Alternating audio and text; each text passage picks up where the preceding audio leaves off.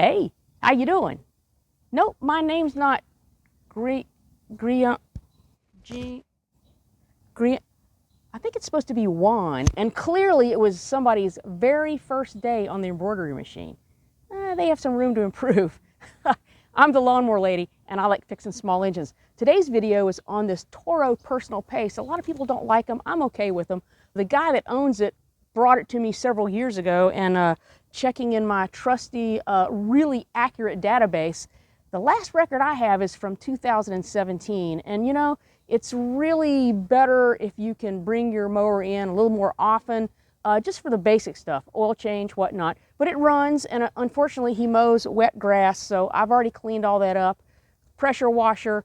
So we're gonna get this thing started rolling, and I'll show you a quick run through of what I do to tune up this bad boy. Follow along. So after a nice little bath, the power washer, the guy says he was mowing last week, so let's see what happens here and get the oil warmed up.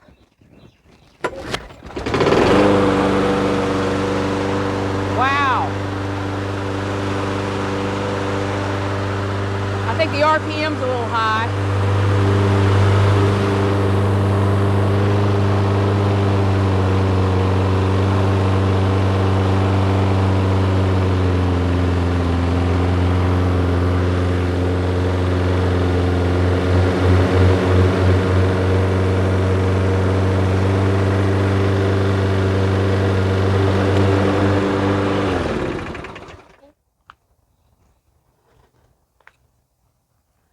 No doubt that oil is warmed up. It was peaking at almost 6,000 RPM. I dialed it back down to about 3,000. So we'll change the oil, go from there. Check what the oil level is. It's pretty low and pretty dark looking. So it's a good time to change that. Get this beast turned over.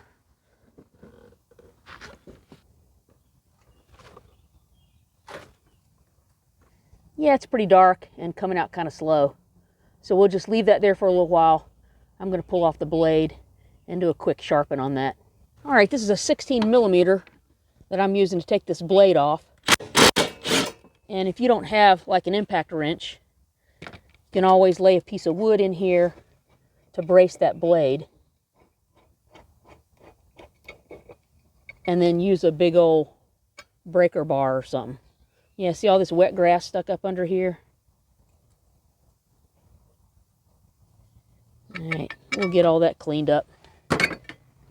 This blade is in reasonably good shape. There are a couple of dings in there, but he looks like he hasn't hit too much stuff. So we're just going to clean that up just a little bit. Not going to take much.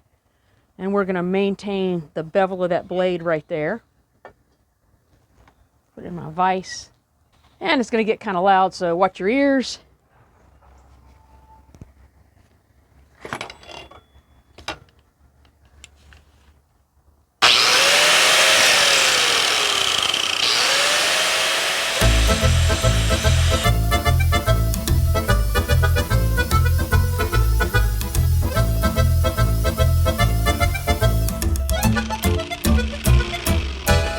In all honesty, you really only need to worry about the end 3 inches because that's the leading edge there. And you don't want this razor sharp because if it's razor sharp, it'll chip off. And I'm just going to get these burrs off the back side with a hand file.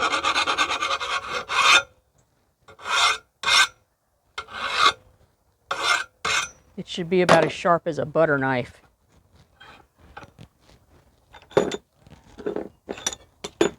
Next time you're in the hardware store, take a look at blades and you'll see what I'm talking about.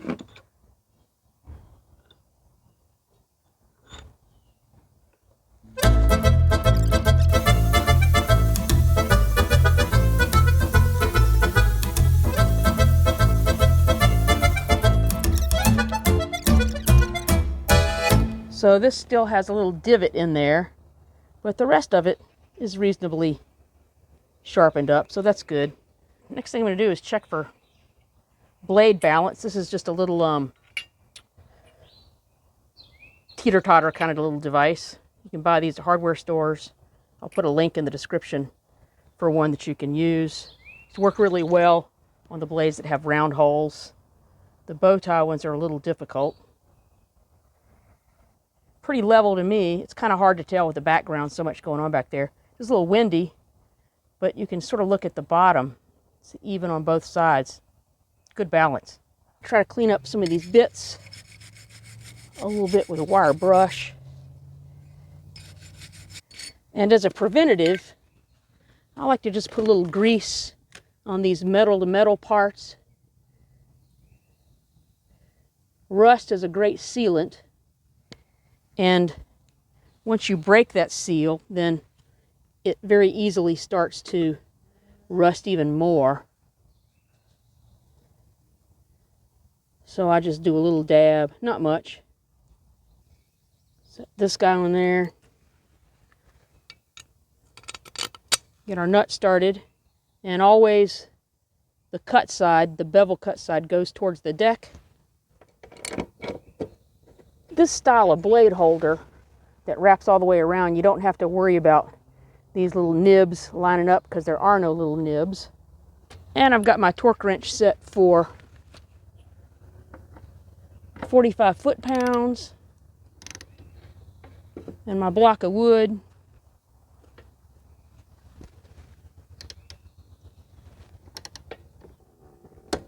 One click, that's it. 45 foot-pounds. So I'm not sure if you can see that or not, but this, what looks like to be a white line inside, is actually translucent, where you can read the level on the bottle. And that oil is about, I don't know, maybe a ½ inch below that line. So it was really kind of low. All these engines take about 16 to 18 ounces. I pre-measure in a jug. This is 16 ounces, half quart. It's easier to add oil than it is to take it away. And if we need to add some more, we'll do that. Sort of wide mouth on there makes it easy. No need for a funnel.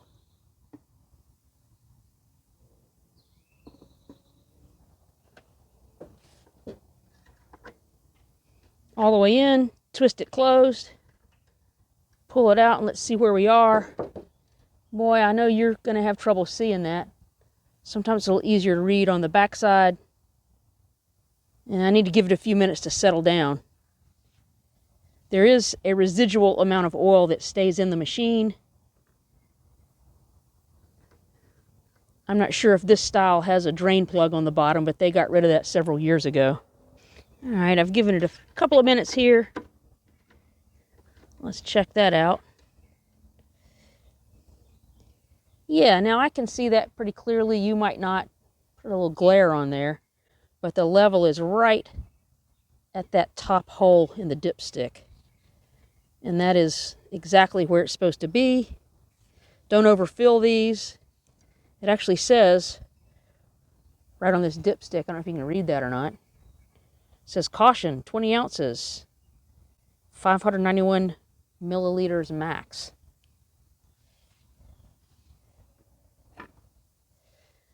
And if you're too low, that's really only about 4 ounces between those two holes there, so you don't have a lot of room to wiggle there. Okay, no doubt this is going to be pretty dirty in here, since I hadn't seen it in so many years. This is an 8 millimeter, or 5/16. Works there. Yeah, this wasn't so bad. You know, this could be the kind of thing where you could, like, blow it out, but it's not worth it. The air filters are cheap. You want to make sure you clean up on the underside. That's where the air is coming in on this. Get that as clean as you can. Doesn't have to be perfect.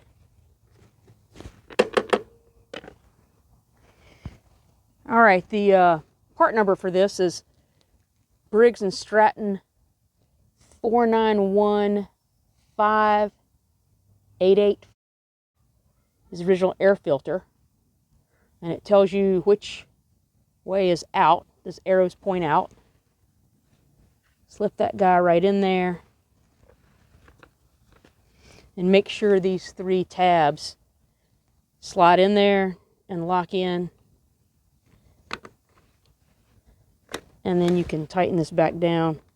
I try not to use power tools to tighten things because it's easy to over torque stuff and strip out screws. Snug is good. Next thing I'm going to check is the spark plug. I know I replaced that the last time. Inside the cap looks good. I put some dielectric grease in there so it stays nice and clean. This is a 21 millimeter magnetic socket. You can also use a 13/16. Same thing.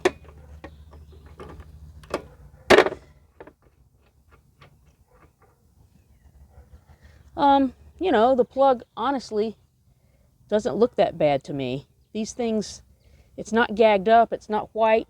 You know, his air filter wasn't that bad.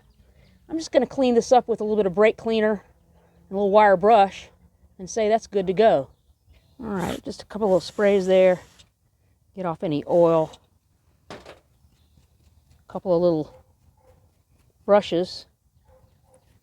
Just want to make sure that you don't have any debris stuck down in there. Now I'm going to spray this out with some shop air to make sure there's no bits of debris in there. You really just want to ensure that there's nothing that's going to ground out the spark plug between the electrode and the grounding strap there. As long as that's clean, nothing's in there, we should be good. I'm going to make sure there's no debris in that spark plug hole. Get this thing started by hand. Don't use a tool. It's very easy to cross thread this guy. Once it's seated on the head, you really only want to give this maybe like a quarter of a turn. All you're really trying to do is compress that crush washer that was on the end. And until you hear that positive click, there you go. Just use your wash port there, screw on a garden hose, lower the deck completely, start the engine, and fire on your garden hose. Just a little bit of lube on the wheel axles. This is just 30 weight oil. It'll work its way in there.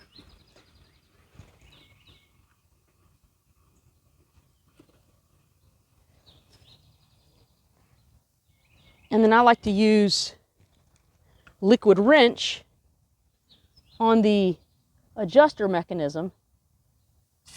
If you hold the nozzle down kind of slow, it sort of comes out as a foam, and I like that. So that'll keep the wheel adjusters lubed up.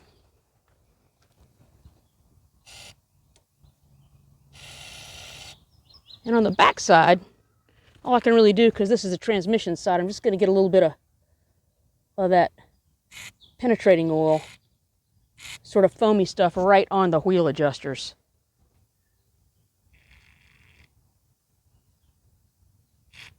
Hopefully that'll prevent any corrosion.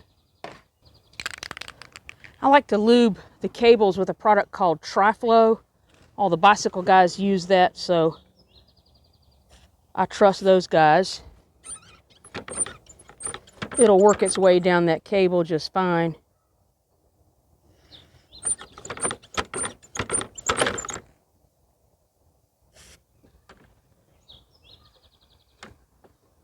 Operate that brake cable a couple of times.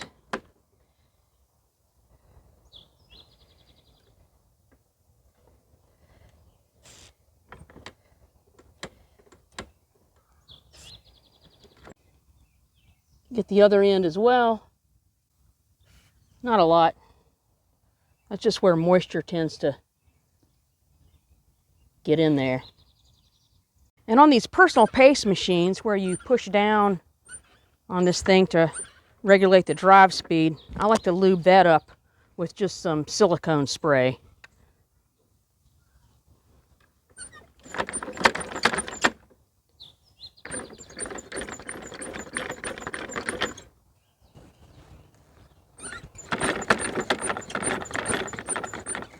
I think we are good. and lubed up.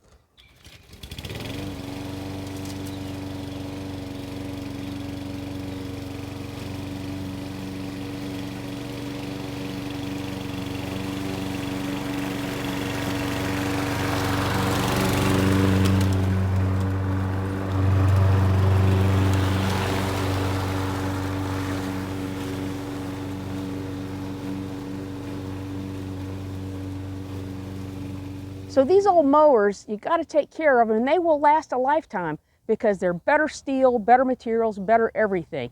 They just need a little more tender, loving care than every 5 or 6 years. I really kind of glossed over the blade sharpening part, and if you want to see more about that, you can watch this video right here. Mow happy.